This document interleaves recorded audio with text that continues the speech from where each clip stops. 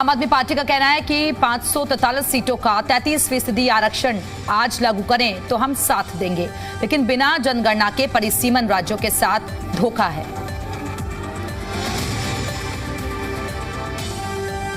तो आपको बता दें कि बिना जनगणना के परिसीमन राज्यों के साथ धोखा है। आम आदमी पार्टी ने कहा है कि अगर आज इसे लागू करते हैं तो हम साथ जरूर देंगे।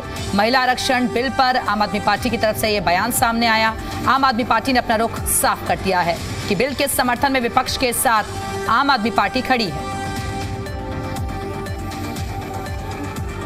बिना जनगणना के परिसीमन राज्यों के साथ धोखा आम आदमी पार्टी ने बताया है। विशेष सत्र बुलाए जाने की बात कही जा रही है सरकार की तरफ से और समर्थन मांगा है। इसी बीच आम आदमी पार्टी की तरफ से भी साफ कर दिया गया है कि अगर आज इसे लागू किया जाए तो हम साथ खड़े हैं, लेकिन बिना जनगणना के हम साथ नहीं देंगे। ये राज्यों के साथ धोखा है।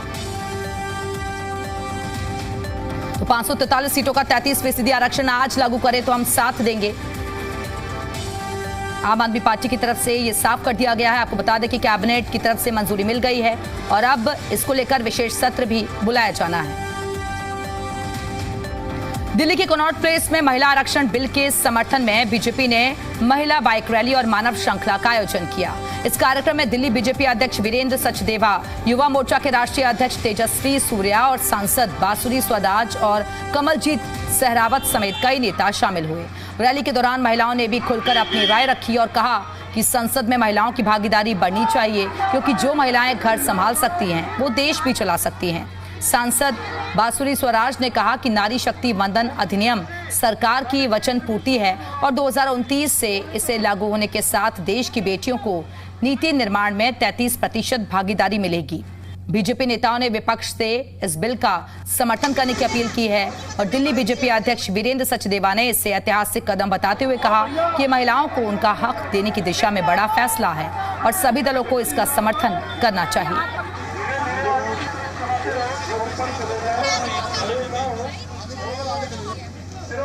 और ये दो तस्वीरें आपको दिखा रहे हैं। बाइक रैली निकाली गई, लोगों से समर्थन मांगा गया, मानव श्रृंखला भी बनाई गई और एक बड़ा संदेश दिया गया कि महिलाओं को हक मिलना चाहिए, उसमें राजनीति में उन्हें आने देना चाहिए। अभी तक कामकाज कर रही थी महिलाएं, घरों में थी, लेकिन अब उन्हें और ज़्यादा अगर 33% आरक्षण मिलता है तो फिर राजनीति में प्रतिनिधित्व मिलेगा। महिलाओं को लंबे वक्त से इस पल का इंतजार था। हमारे साथ दिल्ली बीजेपी प्रदेश अध्यक्ष वीरेंद्र सचदेवा जी। सर, लंबे समय से महिला इस वक्त का इंतजार कर रही थी। केंद्र सरकार अब बड़ा स्टेप ले रही है, विशेष सत्र बुलाया गया है महिला आरक्षण के लिए। हम तो इसका स्वागत करते हैं और हम क्या, पूरे देश की जो बहनें हैं, हमारी माताएं हैं, वो इसका स्वागत कर रही हैं, क्योंकि मातृशक्ति भी इस बात को जानती है कि माननीय प्रधानमंत्री जी उन्हें अधिकार देने की बात करें। देश की आधी आबादी को उसका अधिकार मिल रहा है।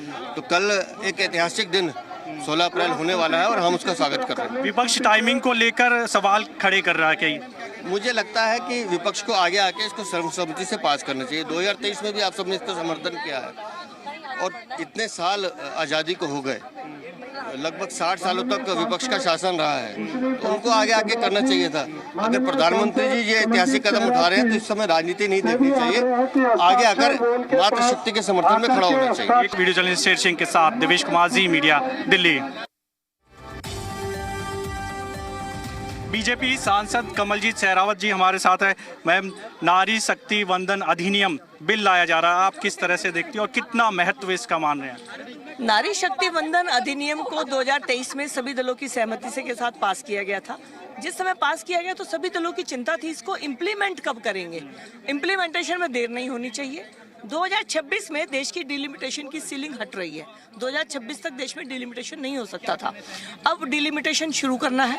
तो नारी शक्ति वंदन अधिनियम में जो 33% आरक्षण है उसको डिलिमिटेशन को एक साथ मिलाकर अगर सरकार करेगी तो हमारी सीटों का बंटवारा, सीटों का परिसीमन सबके लिए अच्छा होगा। सरकार का बहुत ही अच्छी पहल है और मैं सरकार और सभी दलों को धन्यवाद करना चाहती हूँ कि आपने जैसे इस विधेयक को पास किया था ऐसे ही इसके लागू होने की तरफ भी आप अपनी पूरी सहमति दीजिए और देश की आधी आबादी को उनका हक दीजिए। कांग्रेस समर्थन कर रही है लेकिन कई सवाल भी उठा रही है। डिलिमिटेशन का आपने जिक्र किया, इसको लेकर सवाल उठाया जा रहा है। टाइमिंग को लेकर दरअसल सवाल उठा रहे हैं। कांग्रेस का कहना कि देश में चुनाव चल रहे हैं, उस समय ये बिल लाया गया है, ये सब स्पेशल सत्र बुलाया गया। तो हर साल देश में चुनाव होते हैं। अगर अगले साल लाएंगे तो उत्तराखंड, पंजाब, यूपी के चुनाव हैं। पिछले साल लाते तो भी चुनाव थे। तो भारत 1967 के बाद एक ऐसा देश बन गया जिसमें हर साल ही चुनाव होते हैं। तो कभी ना कभी इसको लाना था। 2026 में डिलिमिटेशन की प्रक्रिया को शुरू करना है, इसलिए यही राइट समय है। और मुझे लगता है कांग्रेस को सवाल पूछने का बिल्कुल अधिकार है, सुझाव देने का, और किसको ऐसे बेहतर बनाए जाए। वो 3 दिन में अपने सवाल पूछे, प्रश्न पूछे, सरकार से सवाल करें, लेकिन प्रयोग करें। तो बहुत सालों से हम इंतजार कर रहे हैं, सैकड़ों साल हो गए हमें इस बिल का इंतजार करते करते। तो मेरा निवेदन है कि जब ये महिला आरक्षण होगा तो हमें 33% नहीं, हमें निर्णय में भागीदारी मिलेगी, जो सिर्फ नारी शक्ति के लिए नहीं, देश के लिए महत्वपूर्ण होगी। वीडियो जर्नलिस्ट शेर सिंह के साथ देवेश कुमार, जी मीडिया, दिल्ली। बीजेपी ने दिल्ली के कनॉट प्लेस में मानव श्रृंखला बनाई हुई है। ये देख लीजिए, तमाम युवा है और बीजेपी की जो सांसद हैं बांसुरी सुवराज, वो भी हैं। महिला आरक्षण बिल के समर्थन में ये मानव श्रृंखला बनाई गई है। बाइक रैली भी निकाली जा रही है। ये तमाम आप लाइन देख लीजिए, पूरी जो लाइन है वो बनाई गई है। सांसद हैं बांसुरी सुवराज जी। मैम, किस तरह से ये बिल को आप देख रहे हैं? मैं इस बिल को वचन पूर्ति के रूप में देखिए, हमने जो हमारी देश की बेटियों से, मातृशक्ति से हम लोगों ने वचन करा था सितंबर 2023 में कि हम 33% आरक्षण लाएंगे, वो हम लॉ ले आए, लेकिन उसको 2029 से ही लागू करने के लिए संशोधन आ रहा है।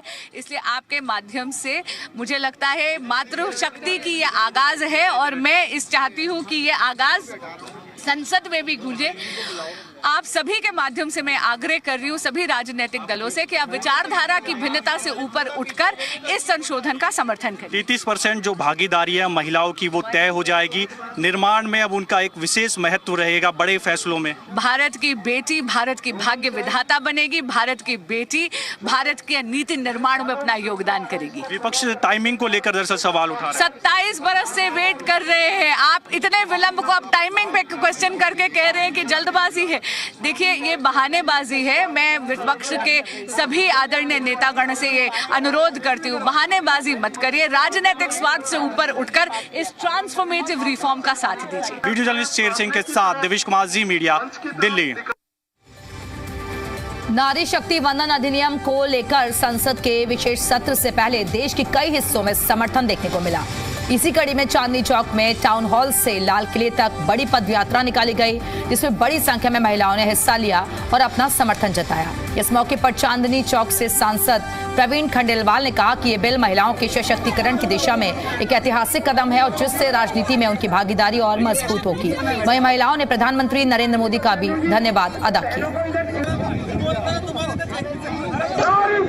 नारी शक्ति वंदन अधिनियम को लेकर संसद का विशेष सत्र 16, 17, 18 तारीख को बुलाया गया। ऐसे में जगह जगह उनके समर्थन में अब रैलियां निकाली जा रही है। मैं इस समय मौजूद हूँ लाल किले पर, और लाल किले पर चांदनी चौक के जो सांसद है प्रवीण खंडेलवाल, वो हमारे साथ मौजूद है। प्रवीण जी, नारी शक्ति वंदन अधिनियम को लेकर विशेष सत्र बुलाया जा रहा है और 2029 से अब महिलाओं को 33% आरक्षण मिलेगा। क्या कहेंगे इसको लेकर? जो लाल किले की इस प्राचीर के नीचे जो महिलाओं की मानव श्रृंखला है और इससे पूर्व नारी शक्ति वंदन यात्रा, वो इस बात को प्रमाणित करती है कि पूरे देश की महिलाएं, पूरा देश प्रधानमंत्री नरेंद्र मोदी जी के महिला सशक्तिकरण के विजन को, उसके समर्थन में खड़ा है।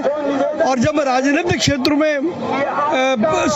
सशक्तिकरण होगा तो आर्थिक क्षेत्र में, सामाजिक क्षेत्र में, सांस्कृतिक क्षेत्र में, स्टार्टअप में और अन्य क्षेत्रों में भी महिलाओं का सशक्तिकरण तेजी से होगा। लेकिन कुछ राजनीतिक दल अब इस पर सवाल उठाने लगे हैं, कह रहे हैं जल्दबाजी में उठाया जा रहा है कदम है। देश की जनता देख रही है कौन इसके समर्थन में और कौन इसके विपक्ष में है, और वक्त आने पर ऐसे लोगों को जवाब देश की जनता देगी। देखिए, नारी शक्ति वंदन अधिनियम को लेकर विशेष सत्र बुलाया गया। हमारे साथ कुछ महिलाएं भी। आप बताइए, जिस तरह से आज अब ये बिल लाया जा रहा है उसमें महिलाओं को 33% आरक्षण मिलेगा अब लोकसभा और विधानसभा में, तो ये निर्णय कैसा लग रहा है आप लोगों को? ये निर्णय बहुत बढ़िया है। सशक्त नारी और सशक्त भारत के प्रयास में मोदी जी का सभी बहनें दिल की गहराई से धन्यवाद करते हैं कि 33% आरक्षण जो महिला रिजर्वेशन का लेके आए हैं। आज से पिछली सरकारें जो विपक्ष पार्टी थी सिर्फ वो बातें करती थी। अब महिला आरक्षण 33% हो जाएगा, उसको लेकर 16, 17, 18 को विशेष सत्र बुलाया गया है। क्या कहेंगे, महिलाओं के लिए कितनी अपॉर्चुनिटी है इसको लेकर? भाई महिलाओं के लिए ये बहुत ही मान सम्मान की बात है कि देश का पहला ऐसा प्रधानमंत्री है जिन्होंने महिलाओं के बारे में सोचा। केवल महिलाओं का घर चलाने के लिए समझा जाता था कि वो घर में रहें, खाना बनाए, बच्चों को संभालें, वो सब करें, और अगर उन्हें कोई आरक्षण प्राप्त था भी पर वो कुछ कर नहीं सकती थी, उन्हें अधिकार नहीं थे। पर क्या है, हालांकि विपक्ष इसको लेकर लगातार विरोध कर रहा है, लेकिन उसके समर्थन में आज कई जगह यहाँ पर मानव चेन बनाई गई है। मैं इस समय लाल किले पर भी जो बड़ी संख्या में महिलाएं एकत्रित हुई और मानव चेन बनाकर समर्थन किया। संजय वर्मा, जी मीडिया, दिल्ली।